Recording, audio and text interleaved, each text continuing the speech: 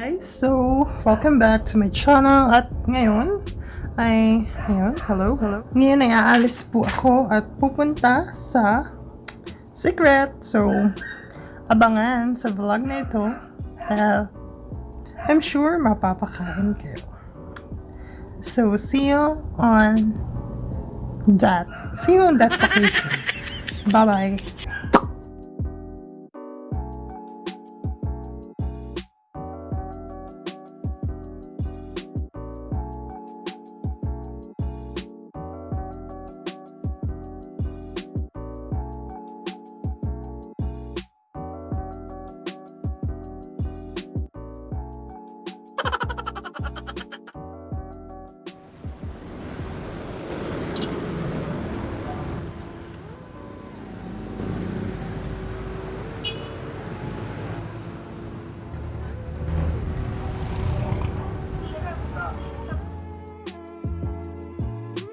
Hi guys! So, dito tayo ngayon sa Plaridel, sa Primark, Save More. So, hinintay ko lang yung friend ko kasi usapan namin na alas 9. So, yan. Hintay ko muna siya bago kami kumain sa Kabise. Wait for us. So, si Kabise Cuisine and Bakeshop. So, dyan tayo kakain later. Try natin yung food nila. At pag weekdays, naka 199 pesos lang sila. Pero pag weekends, 249 pesos yung kanyang price. So, 10:30 yung kanyang open. Tagal naman niya. Tagal naman may booths. May talking pet. Hi! Ako nga pala si Mingming. Yung pinala mo nung isang gabi. Akala mo naman, kakain ko yung ulam nyo. Of course not. Inamoy ko lang. Panoorin niyo siya sa YouTube ko. Meron din link sa YouTube ko. Tapos sa Facebook page ko na Fin Pagi Vlogs. So, pinamagatang itong my talking cat, Ning Ning. So, I will update you later. Bye-bye guys muna.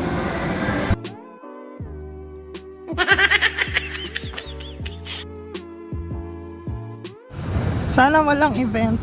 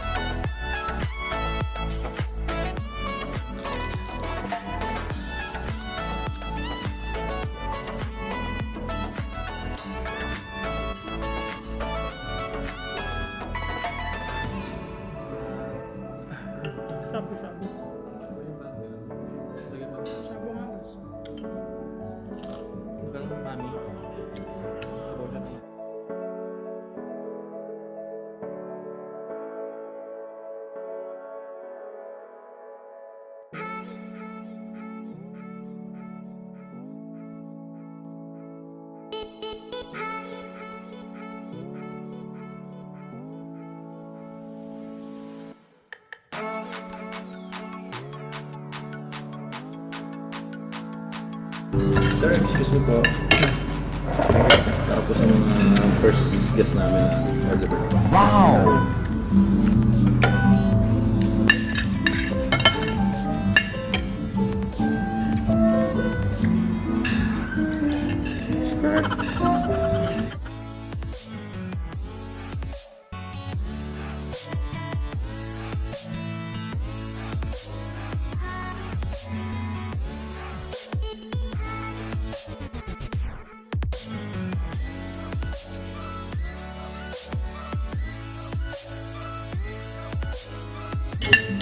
It's time for dessert.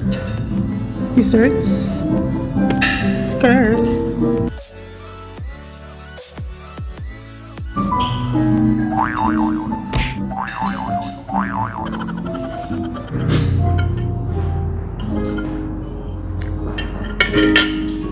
No. Pandang ba sa ilaw? Ano yung violet? Ube. Flavor. Kata. This one. Bakit ng bangus? I have coffee jelly. Ube yata ito. Ano? Pandan. With langga.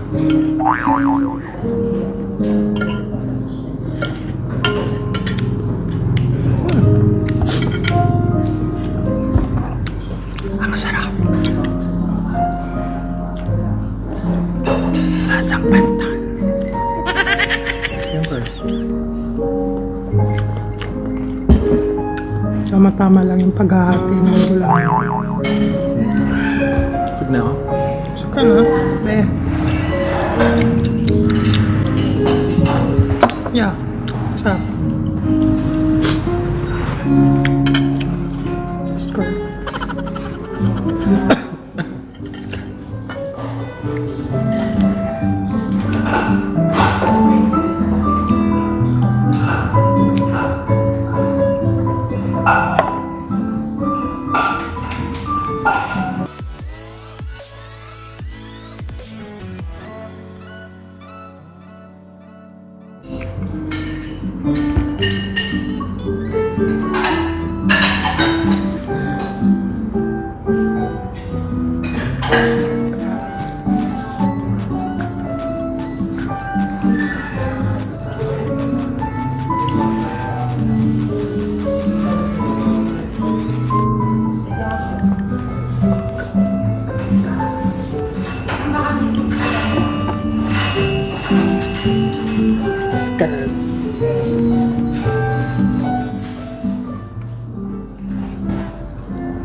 Ayan guys, tapos na kami kumain.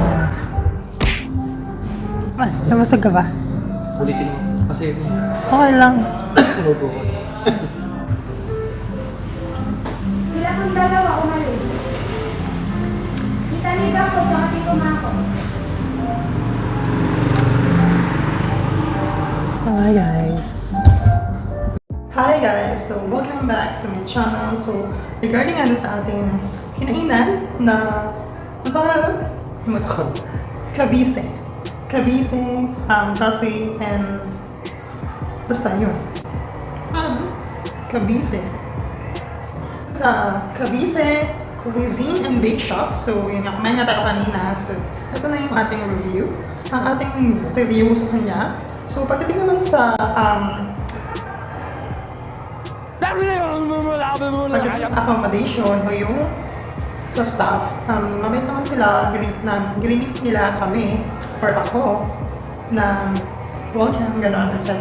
So, pagdating naman sa place naman is okay yung place niya, medyo maliit lang, pero malinis siya. Malinis naman yung place at yung dining area. So, hindi siya magulo. Siguro dahil kami-kami lang muna, kasi kami yung una eh. So, yun. After nun, syempre yung food. So, syempre yung food. Pagdating sa food, konti lang yung menu niya. Dahil siguro nga, everyday sila nagpapalit or nag-change ng pagkain.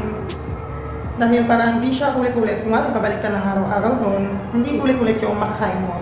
So, siguro dahil konti lang din yung nakakaalam pa. Dahil Hindi pa siguro siya masyadong kilala. Kaya, konti pa lang yung mga patahe na niluluto nila. Pero, yung mga foods doon, masarap naman siya at fresh. Fresh naman siya guys. At hindi naman, ano yung parang pangatlong init, mga ganon. Hindi siya ganon. So yun, food is okay.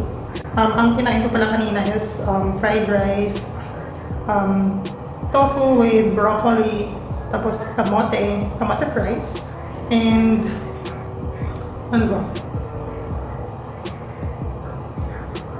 Lumpiang toge. Lumpiang toge. Akala ko lumpiang Shanghai. Kasi napakaliit ng lumpiang toge nila. Kaya akala mo lumpiang Shanghai siya guys. So yun. Ano pa ba? Yun.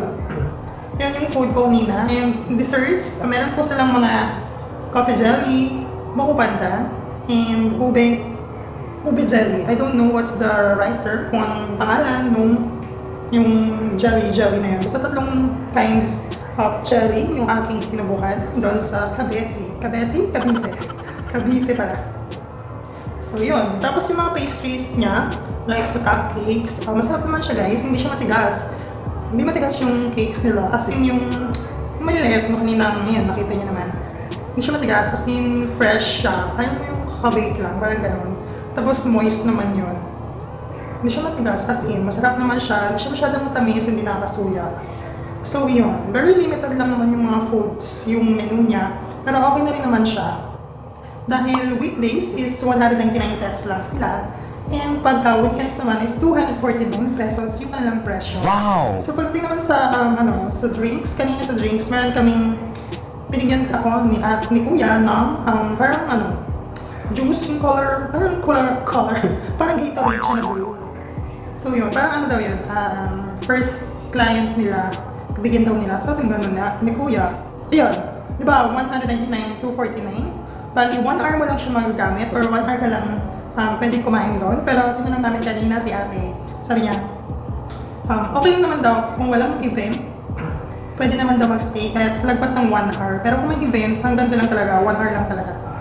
So, yun lang guys. So far, okay naman yung food natin kay Kabise. At ang rate ko sa kanya is 9. 9 ang kanyang rate. Yung kanilang place, malinis, tapos accommodating yung mga staff, and okay yung food nila dahil fresh and as in bagong luto, hindi pangat, gano'n. So all in all, rate number 9 or scorean ko siya ng 9, 1, 2, 3, 4, 5, 6, 7, 8, 9. So 9 yung kanyang score for me sa Kabise, Cuisine and Bakeshop. So guys, yun lang. Thank you for watching. This is Pin Pario. At kung nagustuhan niyo yung video na to, please like and share. At kung may ma-recommend pa kayo na restaurant around Bulacan, please comment down below. And I'm signing off. Bye-bye. See you on my next